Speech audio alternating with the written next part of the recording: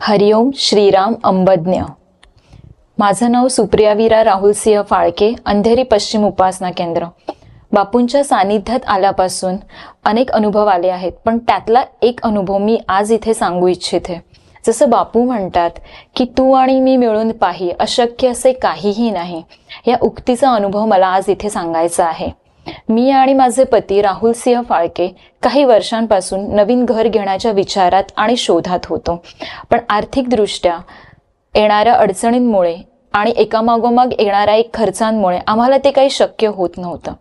यावर्षी सप्टेंबर 2023 मध्ये बापूंनी आपल्या प्रवचनांमधून त्यांच्या घरी गणपतीला येण्याचे आमंत्रण आपल्याला प्रेमाने दिले आणि संकल्प सुपारी विषयी सुद्धा सांगितले। त्याच दरम्यान माझे श्रीमद पुरुषार्थ खंड 3 चे वाचन सुरू होते।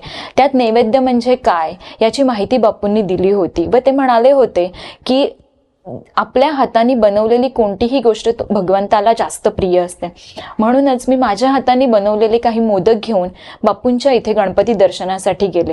रांगेत उभी असताना सुद्धा माझ्या मनात सतत नवीन घराबद्दलचे विचार येत होते आणि मग मी संकल्प सुपारी ठेवण्याचा विचार केला आणि त्याप्रमाणे बाप्पांचं दर्शन घेऊन संकल्प सुपारी ठेवली आणि घरी परत आलो।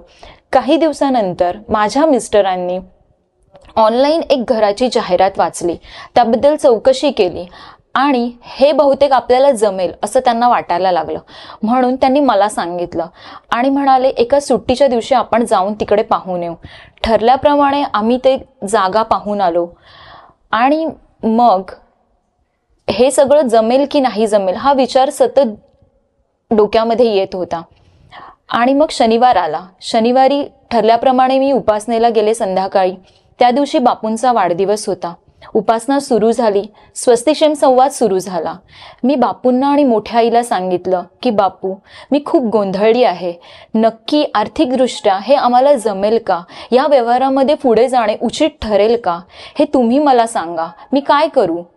आज सेंटरमध्ये तुमचा वाढदिवस साजरा होणार आहे, त्या दिवशी जर मला कोणतीही सेंटरमध्ये छोटीशी सेवा मिळाली तर मी असं समजेन की मला पुढे जायचंय, नाहीतर मी नवीन घराचा विचार सोडून देईन। आणि त्याच दिवशी मला चौऱ्या ढाळण्याची सेवा मिळाली। बापूंनी माझ्या प्रश्नाचं उत्तर दिलं आणि म्हणून मी खूप अंबज्ञ म्हणून उपासना संपवून घरी गेले। झालेला सगळा प्रकार मी माझ्या मिस्टरांच्या कानावर घातला। ते म्हणाले ठीक आहे, आपण बँकेशी आणि बिल्डरशी बोलून घेऊ आणि आम्ही ते घर घेण्याचं निश्चित केलं। त्यानंतर पैशाची जुळवाजुळव सुरू केली। थोडे पैसे कमी पडत असल्यामुळे मी माझा PF विड्रॉ करायचं ठरवलं। PF विड्रॉवलची ऑनलाईन रिक्वेस्ट टाकली, पण 7 दिवसानंतर ती रिक्वेस्ट रिजेक्ट झाली।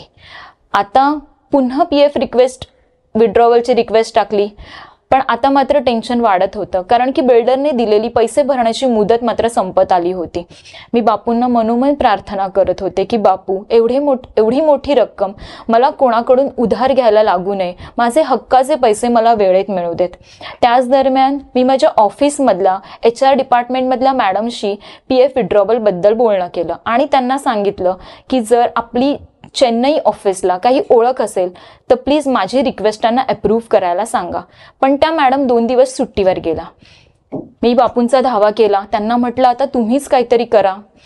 तर 2 दिवसानंतर मला PF रिक्वेस्ट अप्रूव्ह झाल्याचा मोबाईलवर मेसेज आला।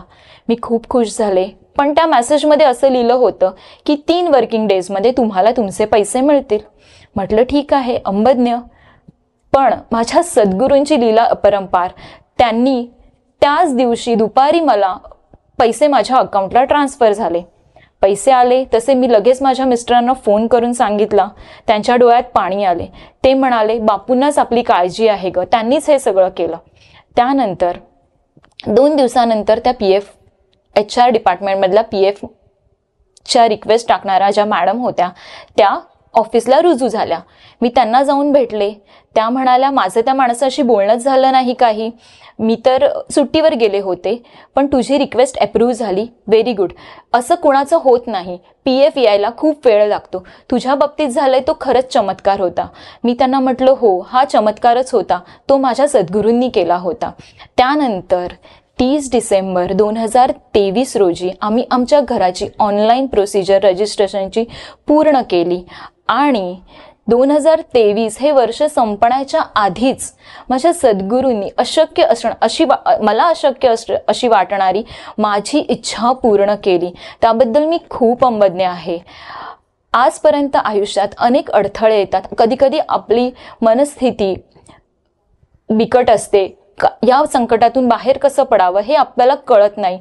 पण त्यावेळी बापूंनी सांगितलेला रामारामाचा गजर आणि त्यांची अनेक प्रवचनं, भले ती जुनी प्रवचनं असतील पण तरीही त्यातून ती ऐकल्यानंतर आपल्याला काय करायचंय हा मार्ग आपल्याला सापडतो. बापू जे काही बोलतात ते फक्त आपल्यासाठी आहे आणि ते आपल्या आयुष्यात आपल्याला अंमलात आणायचं आहे असा विचार करून ती प्रवचनं ऐकण्याचा प्रयत्न मी करते. कधी कधी ते आपली मनस्थिती, कधी परिस्थिती बदलून वेळोवेळी आपल्याला साथ देतात.